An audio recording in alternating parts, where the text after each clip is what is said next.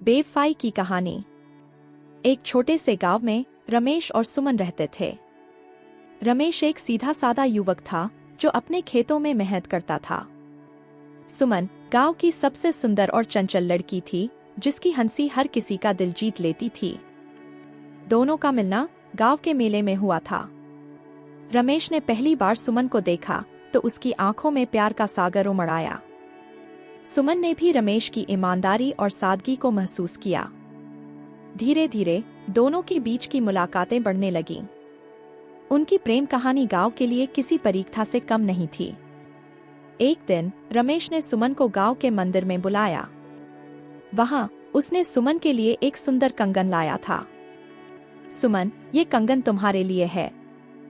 क्या तुम मेरे साथ अपना जीवन बिताने का वादा करोगी? सुमन की आंखों में खुशी के आंसू थे। उसने बिना सोचे समझे रमेश का हाथ थाम लिया। दोनों ने वादा किया कि वे हमेशा एक दूसरे का साथ निभाएंगे। वक्त बीतता गया और उनकी मोहब्बत और गहरी होती गई। रमेश ने सुमन के हर सपने को पूरा करने की कसम खाई थी। सुमन ने भी रमेश के हर दुख में साथ देने का वादा किया। एक दिन गांव में एक नया युवक अर्जुन आया। अर्जुन शहर से आया था और उसकी चमचमाती गाड़ी और स्टाइलिश कपड़े सभी का ध्यान खींचते थे। सुमन ने भी अर्जुन की ओर आकर्षित महसूस किया। अर्जुन के पास शहरी जीवन की तमाम कहानियां और रोमांचक अनुभव थे। सुमन ने अर्जुन से बातें करना शुरू किया। धीरे धीरे अर्जुन और सुमन की मुलाकातें बढ़ने लगीं। रमेश को इस बदलाव का एहसास होने लगा। वह सुमन से पूछता, तुम अर्जुन के साथ इतना समय क्यों बिताती हो? सुमन ने हंसकर टाल दिया, रमेश, वह सिर्फ एक दोस्त है। एक दिन रमेश ने सुमन और अर्जुन को गांव के बगीचे में एक दूसरे के करीब देखा। उसका दिल टूट गया।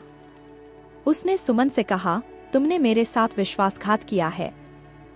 सुमन ने आंसुओं से भरी आंखों से रमेश को देखा। वह समझ नहीं पा रही थी कि क्या कहे। रमेश ने उससे दूर जाने का फैसला किया। उसने अपने खेतों में और भी मेहनत करने का निर्णय लिया ताकि वह अपने दुख को भूल सके। सुमन अब अर्जुन के साथ ज्यादा समय बिताने लगी। वह रमेश को भूल चुकी थी या शायद भूलने की कोशिश कर रही थी। रमेश ने खुद को काम में डूबा लिया, लेकिन सुमन की यादें उसे चैन नहीं लेने देती थीं। एक दिन अर्जुन ने सुमन से कहा, मुझे शहर वापस जाना होगा। सुमन हैरान रह गई, लेकिन तुमने तो कहा था कि तुम यहाँ हमेशा रहोगे। अर्जुन ने ठंडी आवाज में कहा, यहाँ मेरे लिए कुछ नहीं है। सुमन का दिल टूट गया।